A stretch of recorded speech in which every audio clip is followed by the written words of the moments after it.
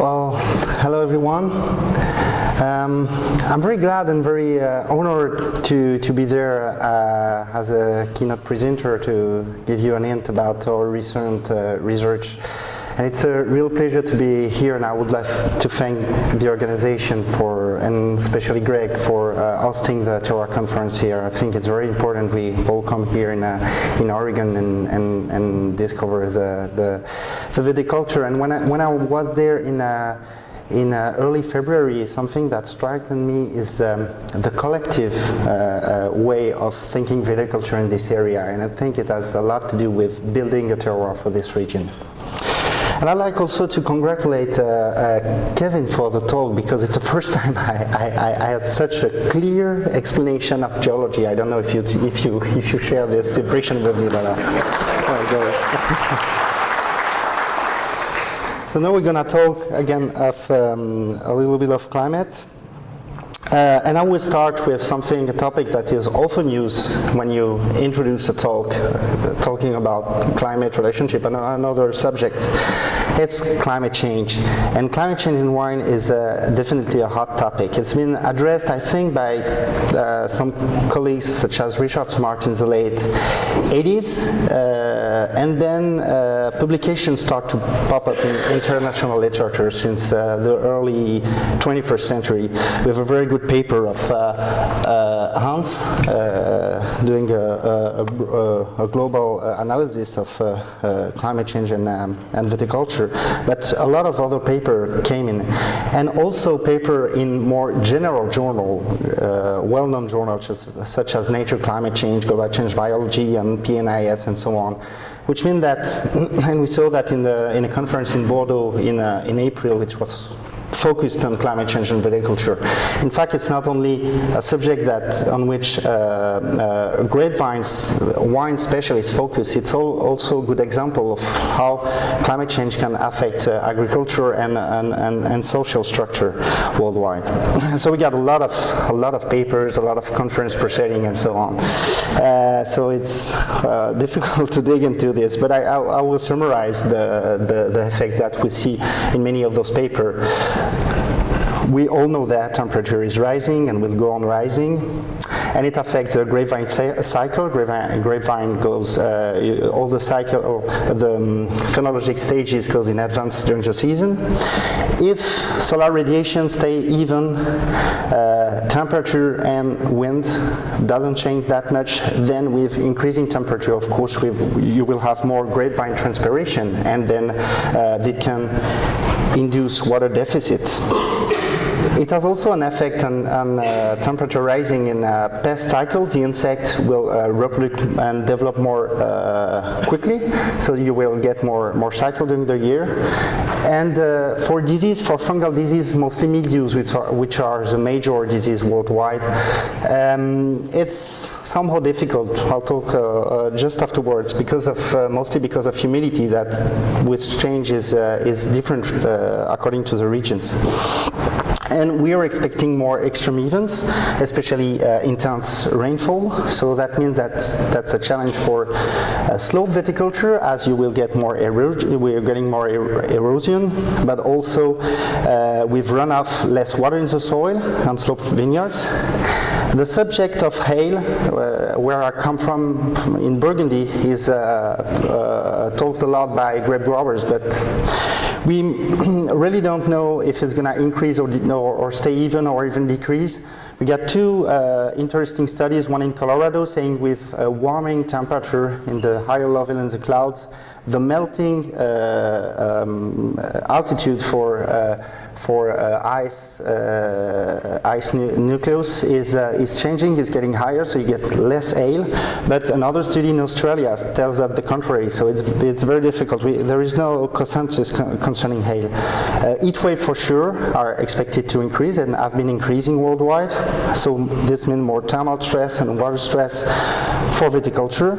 And for frosts, And winter freeze, normally with warming climate you should have something less even, but it really depends on the way the cloud cover changes, and also the way that bud burst is anticipated towards winter, because if you get early bud bursts, then you get more exposure to winter frost, to spring frost, excuse me. And rainfall is a big uncertainty, because if you look at the model prediction throughout the 21st century, they doesn't agree in many places worldwide, except a few ones such as Mediterranean Basin, and it's a really strategic place for viticulture, because something like 20 or to 40% of the wine produced on Earth come from Spain, Italy, and a lot of other countries in the Mediterranean Basin. And so we're expecting, unfortunately, less rainfall in the future, which means a lot of water deficit, but also the positive thing is maybe less or no more fungal disease. So I say more, less, but what is the reference for that? I mean, when we look at climate change, we always compare it to a reference period. But with a changing climate and changing temperature, this reference moves the current climate to which we want to compare future condition changes year after year. So it's very difficult to capture this.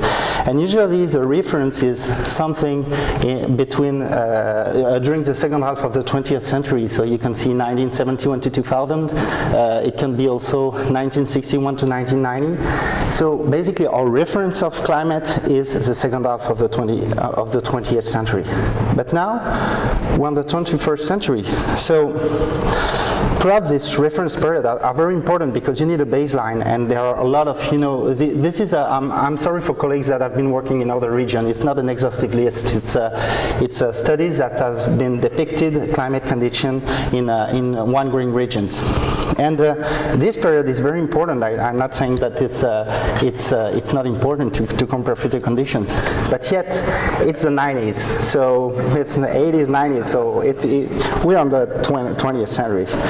And if you look at climate change worldwide, this is the GISS data, so it gathers land and ocean data worldwide. We see that most of our reference is somewhere there, and now we're here, so we have something like 0.4 degrees in difference. As an example, there has been published this year in June 2016 a very good and very interesting paper concerning climate change in Europe and climate projection, and the originality of this paper, that there was a very complex crop model, and it's a very interesting discussion in this paper concerning the crop physiology, nitrogen, and so on. But if you look at this specific map, which is a projection of harvest dates throughout Europe, and a region that I know well, which is Burgundy, I look at what is expected in the second half of the 21st century, and we're expected to harvest somewhere between the second half of the month of September. But if you look at recent data, we're already harvesting at the 14th September since the beginning. This is the average date since 2014. So what I mean is, when you compare to the 20th century and second half and the projection of what's going to happen in the 21st, in some regions it can be outdated already. So we've been working out since the last year in updating Worldclim data. Worldclim database has been used in many studies, and it's very interesting because as long as you know a little bit about GIS, the Geographical Information System, you can download. It's free download data set, and the interesting thing is you got a companion paper published in 2005 that gives you the uncertainty associated with the map, which is very important, because you can have a very nice map, but if there is a 2 degrees or 4 degrees error in the map, it's not useful to look at spatial variability when you get a lot of errors. Indeed, Worldclim data is quite, I think, is quite precise. size worldwide. And when I went to preparing this presentation, I've just figured out that in June 2016 they updated, adding solar radiation, wind speed, and vapor pressure. But for this talk I will focus on minimum, maximum temperature and precipitation. And we will look at the temperature and precipitation data at very high resolution, which is 30 arc seconds, which is about 1 kilometer. So this data set is, again, averages, monthly averages on rainfall, temperature, minimum, maximum, for the second half of the 20th century. So we wanted to update this, and we used coarser data from which is a Climate Research Unit data set. It has a coarser resolution, about 50 kilometers, and you got data every month since the 1901 to 2014. And we calculated the average for the beginning of the 21st century and made the difference, calculated the difference between the average reference period which is used. So we get a delta. We can see here it's July maximum temperature. That's warming. The recent warming we observed is mostly in the Eastern Europe, and on the Atlantic side, sometimes even in Portugal, in July, maximum temperature decreased a little bit. And then once we calculated this delta, we can add it to really high resolution 1 kilometer data Worldclim averages from 1950 to 2000 to get 2014 climate data. I hope it's quite clear. So now we updated the Worldclim database, and we can look at the difference worldwide at very high resolution. But when you have data at high resolution, a big challenge is, okay, I got a lot of pixels. It is millions and millions of 1 kilometer pixels, but what do I have to look at? Especially for viticulture, because you got, for example, in Switzerland, you get very high mountains, and you never see any vines on it because it's too cold or too wet. And so you have to focus on the area, so you get to be very precise delineating the wine regions. And we've been working on it since 2009. Basically what we've done is first taking the Johnson's and Robinson Atlas of Wine, digitalize the map, georeference the map and digitalize all the limits. We use also other sources such as European maps and web resources, and talking with colleagues as well. And for Europe, we have a very interesting database, which is the Corinne Land cover, where you know exactly areas that are actually planted with vines. So we refined a little bit, we get more precise to area in Europe, restricted the database, the map, the electronic map, the geodatabase, specifically to area were actually planted with vines. For other regions, it's more challenging. For example, in the United States, I give you an example of the Napa Valley. This is the Napa Valley AVA, and this is a geodatabase polygons that we produced.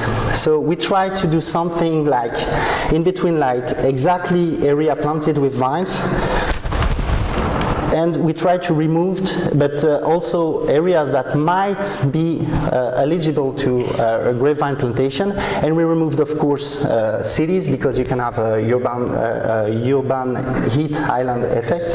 So we try to remove this. So the database is not perfect, but at least it gives you, it helps restricting the analysis to areas actually planted or that can be candidate to wine plantation worldwide. So we got now in this database, the current version is 1.1.2. We will release soon in 2016 the version 2 and open it to everyone here. And we have 626 regions worldwide. And for this talk, I restricted the analysis to regions non-tropical, because if you look at the average growing season temperature from April to October, I mean, in the tropic you can grow, you can adjust the cycle whenever you want, so it's not very meaningful. So now I'm going to give you an update of two simple indices, which is average growing season temperature and average growing season rainfall. which Greg knows very well, from April to October, Northern Hemisphere, and October to April, Southern Hemisphere. And all the slides are organized like this. You will see here the range of all the pixels, 1 kilometer pixels located in wine regions worldwide or in different regions. The 1950 to 2000 period is here, and the 2000 to 2014 is there. You get the average for 2014, early 21st century, and the increase since the second half of the 20th century. And this is a range of 90% of the climate condition. We didn't took extremes because some pixels might be a little bit abnormal, okay? So for Europe, the average growing season temperature in the median value here is 19.3 degrees, and we had an increase, quite a big increase in comparison to the second half of the 20th century to now.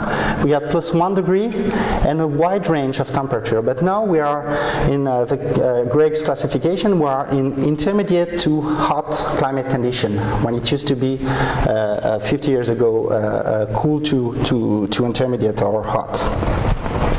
For Western North America, we've got quite a large diversity, like in Europe, of climate condition, and similar values, but what you can notice here is that there is no big increase in temperature noticed in this region of the world. If you look at Central North America and Eastern North America, you got a totally different situation. Basically, it's Central North America is Arizona, Texas, wine regions, and you see a very high hot climate here with a moderate increase in temperature.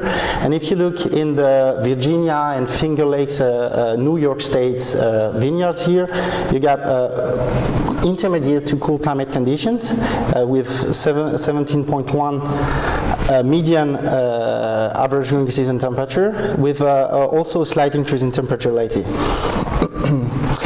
Now we're looking at South America. South America is warmer than what we observe in Europe and Western North America, with almost 20 degrees, and also a slight increase on 0.5 degrees since the end of the 20th century. And the range of temperature is a little bit warmer there. South Africa, there aren't any cool or intermediate climate regions. It's mostly warm.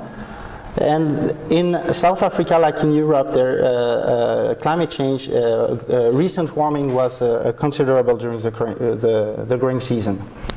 And now if you look, and this is not the case for Australia and New Zealand, with only a moderate increase of temperature is observed. Even in some region, Andrew Stuhlman talked about this in the southern island of New Zealand, has experienced no climate change, no warming but an increase in the extremes, warmer temperature and cooler nights in some region in New Zealand. So, of course, you got Australia and New Zealand, so it's totally diverse climate, but I just wanted to give you an overview of the climate condition worldwide. So with a large range of climate condition in this part of the world. And also in Eastern Asia, viticulture has been developing, especially in China. It's one of the largest country of the world for grape producing and increasing wine production in this region, and also in Japan. And you got here quite a warm climate with, you see the range of 90% of average growing season going from 18.5 to 20.8.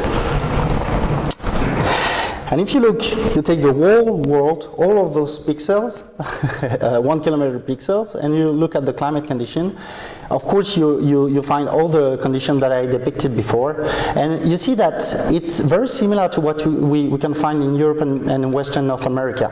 But as Greg said before, there is a big difference in Western North America and Europe is the daily temperature range, because it's much drier during the growing season in Western North America. You get very cool nights and very hot days that you don't meet in many regions in Europe. So now a quick look at rainfall condition during the growing season. So it includes also October. In some region, harvest is already done, but it just give us another view of the rainfall during the growing season. So this map is not very nice, I know, but and it's a little bit confusing. But each circle, it's just to get an overview of the quantity of water that is received during the growing season. And big circles are regions where you get more than 1,000 millimeters, which is considerable. Imagine that during the growing season. That means perhaps a lot of spraying to get rid of the fungus and so on. And you see that quantity, that big quantity of water in southern Brazil, Serra Gaúcha, Vale dos Vinhedos, close to Beto Gonçalves, so where you get more than 1,000 millimeters a year. And you also find such condition in the other side of the world, in Japan, in the Yamanashi area. Okay. And on the other extreme, you have the Vale de Copiapo, where the quantity of water, since the average quantity of water during the growing season since the early 21st century is 1 millimeter. So that's not a lot of water. And you got a picture then that I took from Google Street View. I didn't have the opportunity to go there, but you can see it's very dry. It's a desert. And you also find many regions in the western United States, such as Ames Valley or Central Valley, very dry condition during the growing season. So I'm almost done. I just wanted to, I don't know if some of you remember being in Tokai. We were, I presented some way to estimate the days, numbers of days with temperature of 35 degrees using monthly temperature. And if you take July maximum temperature averages, you get a good estimate of how many days with high temperature you will get.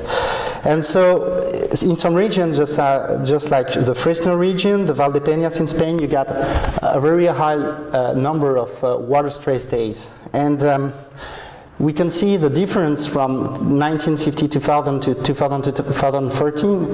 There have been a large increase in many regions in the world of heat stress days, but not that much in United States. And if you look now at spring frost, there is also a good correlation between the number of frost days you get from April to May in northern hemisphere with the April minimum temperature. You see that there is a good correlation. And so if you look at how it changed worldwide, you can see that in Europe and Mediterranean, we got an increase in temperature in April, which means that the frost risk, overall frost risk, went down. But in other regions, such as Australia and New Zealand, perhaps because of the cloud cover, you get more thermal amplitude, and despite of global warming, the April temperature didn't change, and so the frost risk is still there and might be increasing. So, okay, I come to the conclusion after this quite long talk. So, we talk about the challenge in having a reference period with a changing climate. And that's true even in the World Meteorological Organization. There is a debate between specialists about this. Should we forget about the normal change, the mode of calculation? But still it's a good reference. We need reference of 30 years averages. And we see that, but we have to be careful of, because the climate we're in right now is different than what we used to experience in the second half of the 20th century. And temperature during the growing season globally has increased of 0.8 degrees, which is considerable worldwide in a few years. Heat stress has globally increased. Frost risk globally decreased, but we can see that some region it might have changed. And change in climate condition might strongly differ worldwide. And we have the database then to look at specific regions, but I didn't present that today. And one thing that is surprising is that we get a very large diversity of rainfall during the growing season. So okay, just to finish with, I just wanted to tell you that if you're looking for climate change literature, you can look at the Terroir website. Terroir is a reference manager, just like EndNote. Perhaps not a lot of you knows EndNote.